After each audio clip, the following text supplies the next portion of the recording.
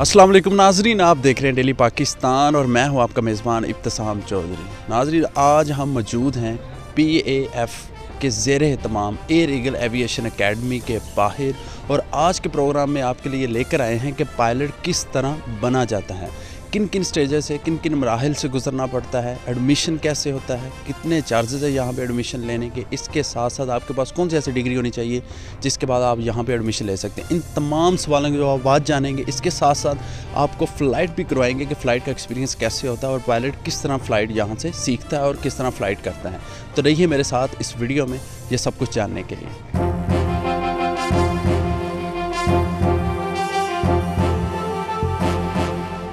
नाज़रीन, अभी हमारे साथ मौजूद है एयर वाइस मार्शल साजिद हबीब, जो इस इदारे के चीफ एग्जीक्यूटिव ऑफिसर भी हैं। इनसे गुफ्तगू का आगाज़ करते हैं। एयर एविएशन है क्या? Air eagle aviation academy Pakistan air force की एक शाहीन फाउंडेशन है।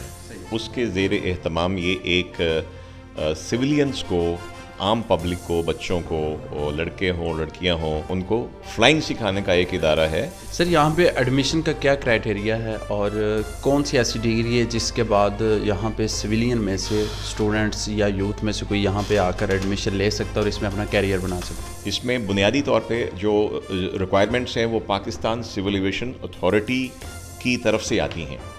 तो FA FSC या उसके बराबर आपकी अगर तालीमी काबिलियत है, 18 साल से ऊपर आपकी उम्र होनी चाहिए और मेडिकल फिटनेस, और उसके साथ आपकी एक सिक्योरिटी क्लियरेंस होती है। इन 4 चीज़ों के अलावा अगर आपके पास सिक्का राइजुल वक्त आपके पास मुनासिब मिक़दार में बहुत ज़रूरी है, मुनासिब मिक़दार। सर, वो मिक़दार भी ज़रा बता दीजिए। आपको कमर्शियल पायलट लाइसेंस जो कि तकरीबन 200 घंटे के फ्लाइंग और उससे पहले एकेडमिक्स और सारी पैकेज है, ये तकरीबन कोई 42 से 45 लाख का ख़र्चा है 2-2.5 साल के अंदर। 2-2.5 साल जी। सर, ये कितने किस्म के लाइसेंस आपको मिलते हैं यहाँ पे, आप प्रोवाइड करते हैं स्टूडेंट्स को जो यहाँ पे सीखते हैं, और उनके बाद वो कहाँ पे उनका कैरियर बन सकता है, किसकी तरफ वो मूव कर सकते हैं? 3 मेन लाइसेंसेस हैं। जो प्राइमरी जो है उसको PPL कहते हैं, 40 घंटे। 40 घंटे के बाद आप अगर आप PPL के लिए क्वालिफाई कर लेते हैं तो उसके बाद आप बज़ाते ख़ुद अपने प्लेजर के लिए आप जहाज़ उड़ाना चाहते हैं आप उड़ा सकते हैं।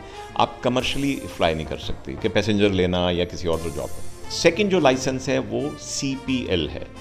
CPL के साथ कमर्शियल पायलट लाइसेंस और उसके साथ एक इंस्ट्रूमेंट रेटिंग होती है। ये तकरीबन 40 जमा 150 190 घंटे वो लेके आप क्वालिफाई कर लेते हैं किसी भी एयरलाइन को ज्वाइन करने के लिए। तीसरा जो हम यहाँ पे कोर्स कंडक्ट करते हैं वो है फ्लाइंग इंस्ट्रक्टर्स ट्रेनिंग कोर्स। तकरीबन वो 30 घंटे का 4-5 महीनों का कोर्स है। वो करके जो स्टूडेंट हैं वो अगर जब तक उनको एयरलाइन में जॉब नहीं मिलता, तो यंगस्टर्स के लिए एक ऑप्शन ये है कि फ्लाइंग इंस्ट्रक्टर्स ट्रेनिंग कोर्स करें। उसके बाद वो हमारे पास किसी और क्लब में बतौर इंस्ट्रक्टर फ्लाई कर सकते हैं। स्टेजेस कौन कौन से हैं, किस तरह एक पायलट तैयार होता है और कितनी मेहनत, कितना वक्त दरकार होता है और किन किन मराहिल से उन्हें गुजरना पड़ता है? मेरे नज़दीक एक जो पायलट होता है वो पूरा एरोनॉटिकल इंजीनियर भी होता है। तो पहले स्टेज जो है उसमें हम 4-1 महीने की पढ़ाई कराते हैं, जिसमें मुकम्मल जहाज़ के बारे में, जो जहाज़ उड़ाना है उसके बारे में, तो बाद में पहले जहाज़ बनता कैसे है, उड़ता कैसे है, उसका इंजन कैसे है, उसके कंपोनेंट्स कैसे हैं, उसमें क्या क्या प्रॉब्लम्स हो सकते हैं, उनको ठीक कैसे करना है, ये सारा कुछ पढ़ाया जाता है। तो very important phase, I would rate it कि 100 में से 60% is your good academics. Sir, हमें क्लासेस विज़िट करवाइए और इसके साथ फ्लाइंग का हमारा एक्सपीरियंस लेते हैं।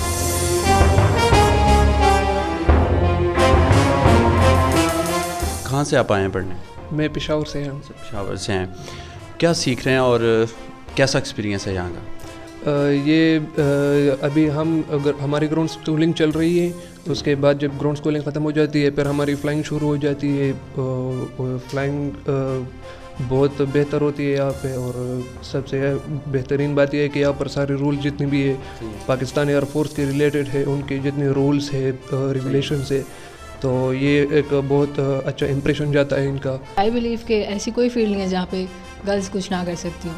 एविएशन एक फील्ड है जिसमें 7% ऑफ विमेन हैं in the entire field, male dominated field है, लेकिन शौक की बात है, जब आपका पैशन हो तो आप जिस मर्जी फील्ड में चले जाएं। ये हम बेसिकली 50 घंटे के बाद इसको एक नॉमिनल चेक करते हैं या एक महीने के बाद, उसके बाद फिर इसको एक्सटेंसिव 100 आवर्स के बाद 200 आवर्स, फिर एनुअल इंस्पेक्शन होती है, इसमें डिटेल पूरा जहाज़ खोल दिया जाता है और सारे पार्ट्स को जो ये अमूमन कब किया जाता है?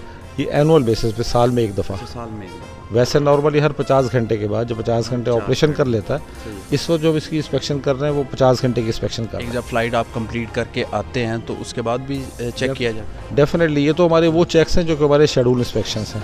अदरवाइज डेली बेसिस के ऊपर हमारी डेली इंस्पेक्शन होती है, पूरी उसके लिए एक चेकलिस्ट है जिसकी बुनियाद में उसको सारी फिजिकली इसको आउटर साइड पे और ऑपरेशन साइड पे चेक करते हैं। पायलट को असल में बेसिकली इसका नोहाउ होना ज़रूरी है कि अगर खुदा ना खास्ता कोई ऑपरेशन इसके अंदर ड्यूरिंग दी फ्लाइट को प्रॉब्लम आती है तो वो कैसे सेफली लैंड कर सकेगा, कैसे सेफली लैंड कर और कैसे उसको सेफली हैंडल कर सकेगा, ये उसको बेसिक नोहाउ आनी चाहिए। और उसकी फ्लाइट ट्रेनिंग के अंदर ये सारे शेड्यूल्स मौजूद होते हैं।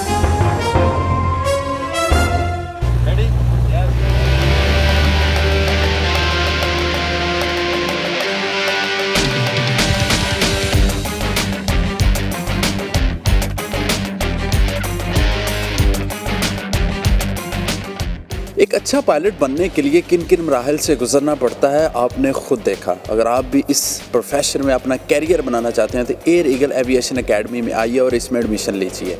इसी के साथ अपने मेज़बान इब्तिसाम चौधरी को दीजिए इजाज़त और देखते रहिए डेली पाकिस्तान। खुदा हाफिज़।